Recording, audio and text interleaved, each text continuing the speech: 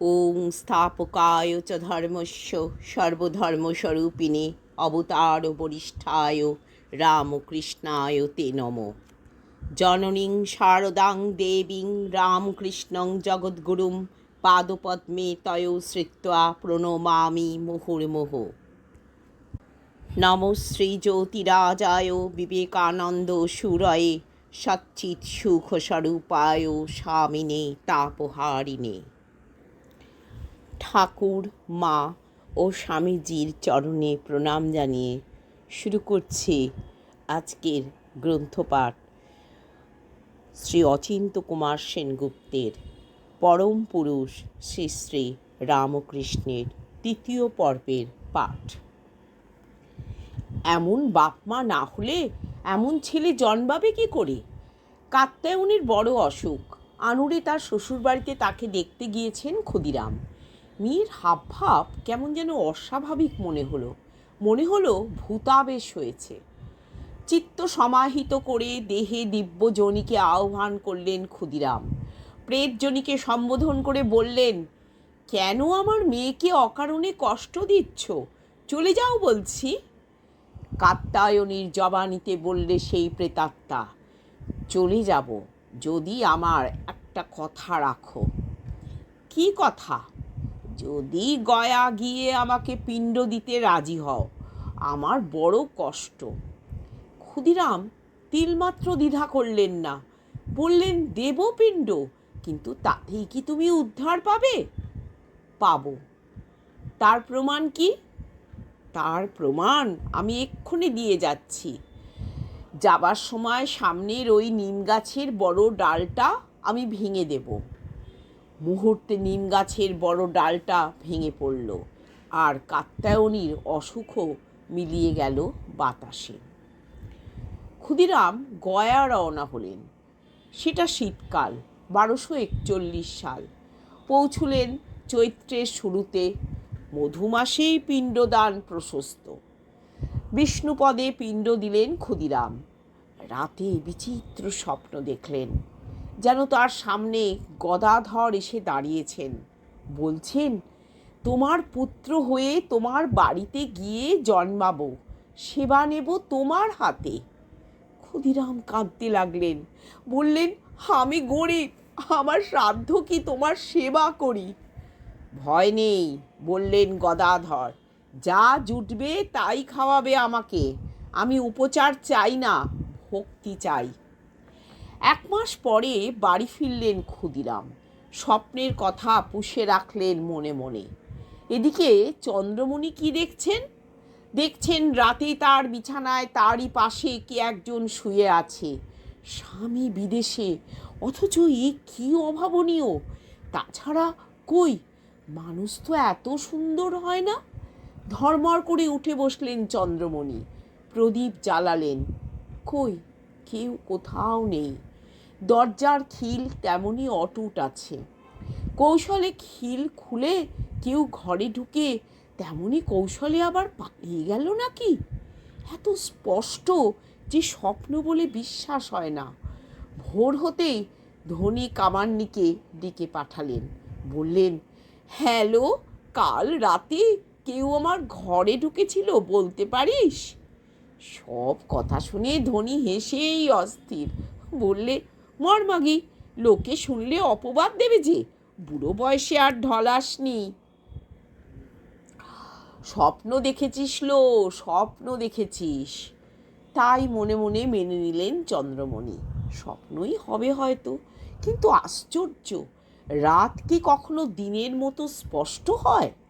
আরেক দিন যোগীদের শিব মন্দিরের সামনে দাঁড়িয়ে আছেন চন্দ্রমণি।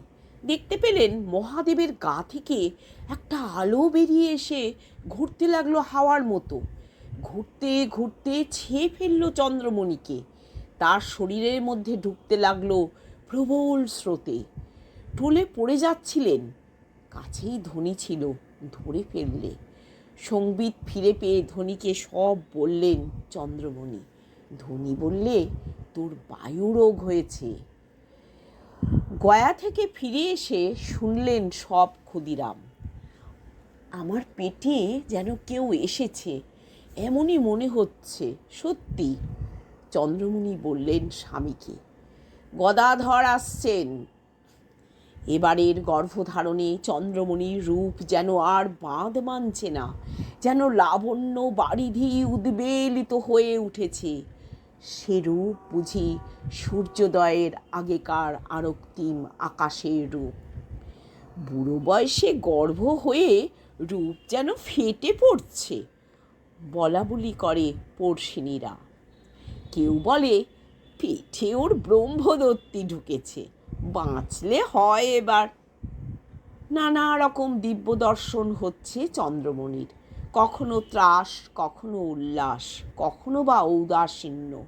কখনো বলেন আমার এ গর্ভ প্রতিস্পর্শে ঘটেনি, কখনো বলেন আমার মধ্যে পুরুষোত্তম এসেছেন, কখনো বা নিতান্ত অসহায়ের মতো বলেন আমাকে বুঝি গোসাইয়ে পেল। গোসাইয়ে পাওয়া মানে ভূতে পাওয়া। শুকলাল গোস্বামীর মারা যাবার পর নানা রকম দৈব উৎপাত দেখা দিয়েছিল গ্রামের মধ্যে। লোকের বিশ্বাস হয়েছিল শুকলাল গোসাই মরে ভূত হয়েছে, আর আছে তাদের বাড়ির সামনেকার বকুল গাছের মগ ডালে। সেই থেকেই কাউকে কখনো ভাবে পেলে লোকে বলতো গোসাইয়ে পেয়েছে।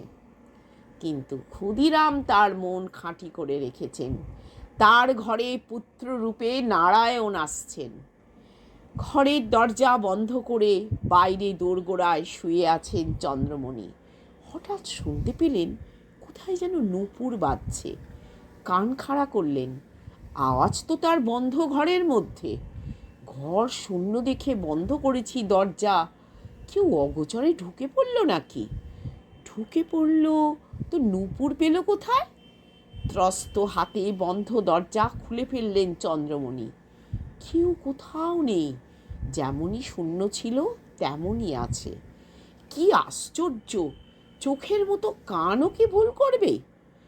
স্বামীকে বললেন এই নূপুর গুঞ্জনের কথা। ক্ষুদিরাম বললেন গোকুলচন্দ্র আসছেন। একদিন মনে হলো চন্দনের গাঢ় গন্ধ পাচ্ছেন চারদিকে। ঘরের মধ্যে যেন বিদ্যুতের খেলা দেখছেন। বুকের উপর উঠে কে এক শিশু গলা জড়িয়ে ধরবার চেষ্টা করছে, আর পিছলে পড়ে যাচ্ছে গড়িয়ে। দু বাহু দিয়ে চেপে ধরে রাখতে পারছেন না। রঘুবীরের ভোগ রাঁধছেন চন্দ্রমণি। হঠাৎ যেন প্রসব বেদনা টের পেলেন। বললেন উপায়? এখন যদি হয় ঠাকুরের সেবা হবে কি করে? যিনি আসছেন তিনি রঘুবীরের সেবায় ব্যাঘাত ঘটাতে আসবেন না, বললেন ক্ষুদিরাম। তুমি স্থির থাকো, যার পূজা তিনিই তার ব্যবস্থা করবেন। ঠাকুরের মধ্যাহ্নভোগ আর শীতল শেষ হলো নির্বিঘ্নে। রাতও প্রায় যায়। ধনী এসে শুয়েছে চন্দ্রমণির কাছে। বাড়িতে থাকবার মতো দুখানি চালাঘর, তাছাড়া রান্নাঘর, ঠাকুর ঘর আর ঢেকি ঘর। ঢেকি ঘরেই আতুর পড়বে বলে ঠিক হয়েছে। ঘরে একদিকে ধান ভানবার একটা ঢেকি আর ধান সিদ্ধ করবার একটা উনুন। রাত ফুরুতে তখনও আধদণ্ড বাকি। চন্দ্রমণির ব্যথা উঠল। ধনী তাকে নিয়ে এলো ঢেক সেলে, শুইয়ে দিলে মাটির ওপর। দেখতে দেখতে প্রসব হয়ে গেল। যা অনুমান করা গিয়েছিল, পুত্র। নরবেশে পরম পুরুষই এসেছেন, প্রতিশ্রুত প্রতিমূর্তি। এসেছেন? দেখেছিস তুই? হ্যালো, দেখেছি। তুই চুপ কর, ঠান্ডা হ। দেখবি, তুইও দেখবি।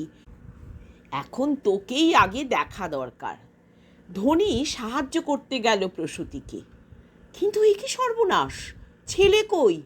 কই সেই নবকলেবর? চকা হরিণের মতো ছটফট করে উঠল ধনী। কাপা হাতে বাতির সলতে বাড়িয়ে দিলে। ছেলে কই? দেখা দিয়েই অন্তর্হিত হয়ে গেল নাকি? ও মা, দেখেছ? পিছল মাটিতে হড়কে হড়কে ধান সেদ্ধর উনুনের মধ্যে গিয়ে ঢুকেছে। উনুনে আগুন নেই এখন, কিন্তু ছাই আছে গাদি করা। আলগোছে ধনী ছেলেকে টেনে নিলে কোলে। ছাই মাখা ছেলে, ভাস্বর ভস্মভূষণ। ও মা, কত বড় ছেলে! প্রায় 6 মাসের ছেলের মতো। ধনী নাড়ে চাড়ে আর ঘুরিয়ে ঘুরিয়ে দেখে। খালি গা, অথচ মনে হয় যেন কত মণিরত্ন পড়ে আছে। দ্বিতীয়া তিথি, কিন্তু মনে হয় যেন অদ্বিতীয় চাঁদ। বাংলা 1242 সালের 6ই ফাল্গুন, ইংরেজি 1836 খ্রিস্টাব্দের 17ই ফেব্রুয়ারি, শুক্লপক্ষ, বুধবার, ব্রাহ্ম মুহূর্ত। ছেলে কোলে নিয়ে বসে একদিন রোদ পোয়াচ্ছেন চন্দ্রমণি। হঠাৎ মনে হলো কোল জুড়ে যেন তার পাথর পড়ে আছে, ভার যেন বইতে পারছেন না। এই কি হলো বলো দেখি? কি আবার হবে, বিশ্বম্ভরের ভর হয়েছে ছেলের উপর। অসহ্য। কোল থেকে ছেলে নামিয়ে নিয়ে কুলোর ওপর শুইয়ে দিলেন চন্দ্রমণি। শিশুর ভারে কুলো চচ্চর করে উঠল। কুলো ভেঙে যাবে নাকি? ব্যাকুল হাতে চন্দ্রমণি ছেলেকে আবার কোলে তুলতে গেলেন। ছেলে নিশ্চল, পাষাণ, দুহাতে এমন শক্তি নেই যে টেনে তোলেন। যিনি গিরি ধরেছিলেন তিনিই যে শুয়ে আছেন কুলোর ওপর তা কে জানে। চন্দ্রমণি কাঁদতে লাগলেন। যে যেখানে ছিল ছুটে এলো। কি হলো, হলো কি? ছেলেকে কোলে তুলতে পারছি না। কেন? নিশ্চয়ই ওই নিম গাছের ব্রহ্মদত্তী ভর করেছে বাছার উপর। কি যে বলিস তার ঠিক নেই। দাঁড়া, গা ঝেড়ে দিচ্ছি। ধনিকামান্নি কুলোর কাছে বসে মন্ত্র পড়তে লাগলো। নিমেষে শিশু হালকা হয়ে গেল। যেমন কে তেমন, তেমনই নবীন ও নিরীহ। আরও একদিন সংসারের কাজে গৃহান্তরে গিয়েছেন চন্দ্রমণি। মশারি ফেলা, 5 মাসের শিশু ঘুমুচ্ছে বিছানায়। ঘরে ফিরে এসে দেখেন ছেলে নেই। তার বদলে মশারি প্রমাণ কি এক দীর্ঘকায় মানুষ শুয়ে আছে। নবোদ্গত গাছের বদলে বিরাট বনস্পতি। চেঁচিয়ে উঠলেন চন্দ্রমণি, ওগো দেখে যাও, বিছানায় ছেলে নেই। কি বলছো? ত্রস্ত পায়ে ছুটে এলেন ক্ষুদিরাম। দেখো এসে, বিছানায় বাছার বদলে কে শুয়ে আছে। দুজনেই তাকালেন মশারির দিকে। কই, তাদের সেই শিশুই তো শান্তিতে শুয়ে আছে, হাত পা নেড়ে খেলা করছে আপন মনে। এ কি খেলা? এই যে দেখলাম মহাকায় মানুষ, আবার এই দুধের ছেলে। সব শুনে গম্ভীর হলেন ক্ষুদিরাম। বললেন, কাউকে কিছু বলো না। 6 মাসে পা দিল শিশু। ছেলের মুখে ভাতের জোগাড় করতে হয় এবার। বেশি জাঁকজমক করার অবস্থা কই। কোনো রকমে রঘুবীরের প্রসাদী ভাত মুখে দিয়েই নিয়ম রক্ষা করতে হবে। কিন্তু পাড়ার লোকেরা নাছোড় বান্দা, এমন রাজ্যেশ্বর ছেলে ভোজ দাও। কারবারি ধর্মদাস লাহা ক্ষুদিরামের বন্ধু, এক পাড়ার বাসিন্দে। তাকে গিয়ে ধরলেন ক্ষুদিরাম। বললেন, বন্ধু, এখন উপায়? ঈশ্বরই উপায়, আবার ঈশ্বরই উপেয়। যা তার কৃপা তাই তার শক্তি।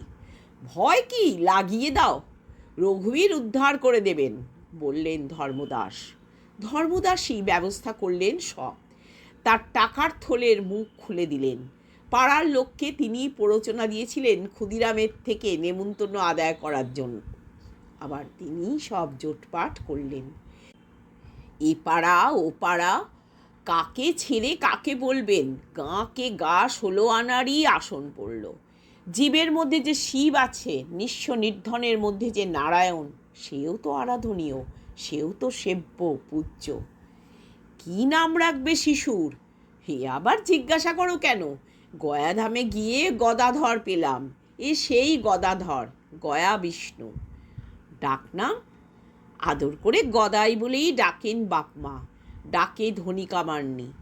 দিনে দিনে বাড়ছে গদাধর, বড়সড় হয়ে উঠছে। চন্দ্রমণি তাকে মাঝে মাঝে ধুতি পরিয়ে দিচ্ছেন। লাহাবাবুদের অতিথিশালায় সাধু সন্ন্যাসীর নানা আনাগোনা। গদাধরের মন পড়ে আছে সেই সন্ন্যাসীদের মাঝখানে। শুধু প্রসাদের লোভে নয়, হয়তোবা আর কিছুর আকর্ষণে, হয়তোবা কোনো জ্ঞাতিত্বের প্রতিশ্রুতিতে। আত্মভোলা শিশুর মাঝে বাসা বেঁধেছেন শিশু ভোলানাথ।